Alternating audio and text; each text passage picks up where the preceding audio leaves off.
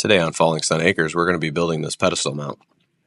So, starting off, we need to break down some materials. I used 3 2x4s in this project. I also used some barnwood, I used glue, sandpaper, and some pocket hole screws.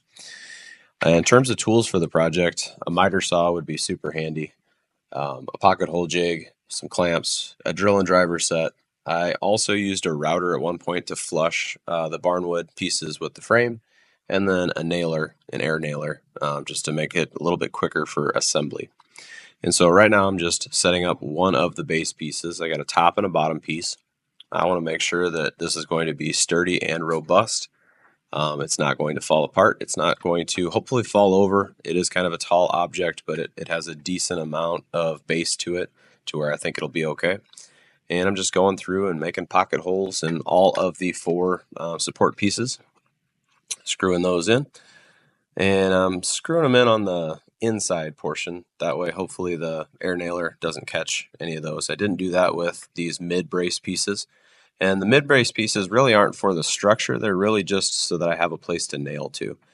And yeah, I probably could have gotten by with some other material, maybe like 1x material to make this base, but I wanted to make sure that it was nice and robust because the person I'm making for has kids, they've got dogs, and you just never know. You don't want something like this falling over, especially if it's got a bunch of your prized deer skulls or whatever. It depends on what you want to put on these things. And so, yeah, we made it a little bit heavier, a little bit larger. I think the base was like 18 inches square, and then it ends up being about 42 inches tall, which was taller than I wanted it to be, but the end product I think looks pretty good, and so I like it.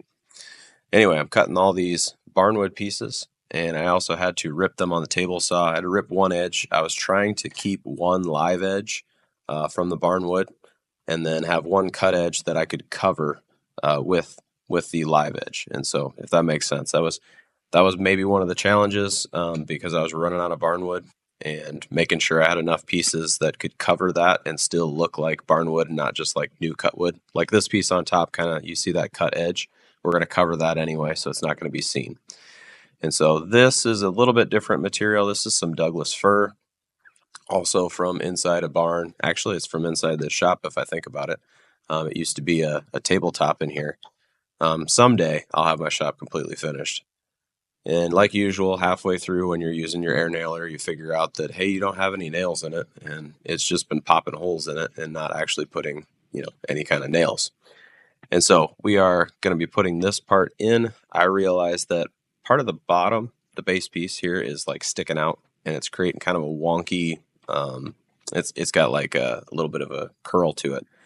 And so we're just going to sand that down quick, which is pretty easy when you're working with like rustic barnwood. That stuff sands like with your hand almost.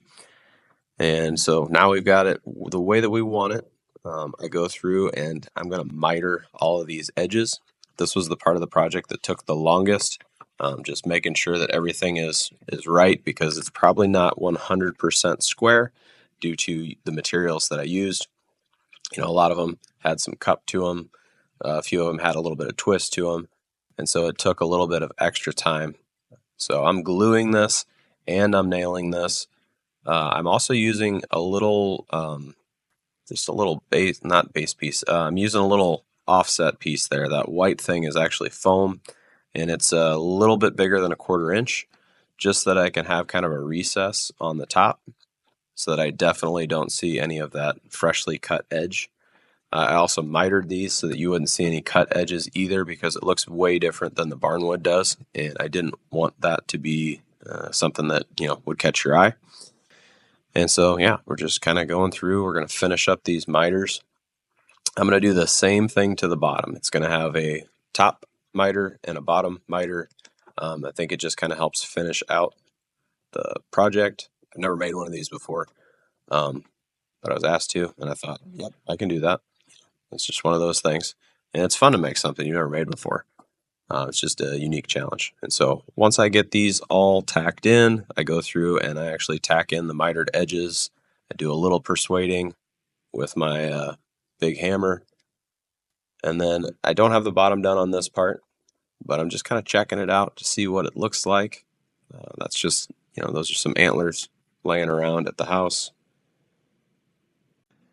Last step is going to be just some sanding and some sealing. Light sanding, just a little bit of sealing. You can't sand it too much, otherwise you'll ruin the look of it.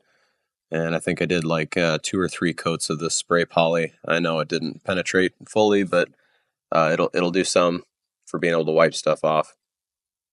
And I think in the end it looks great.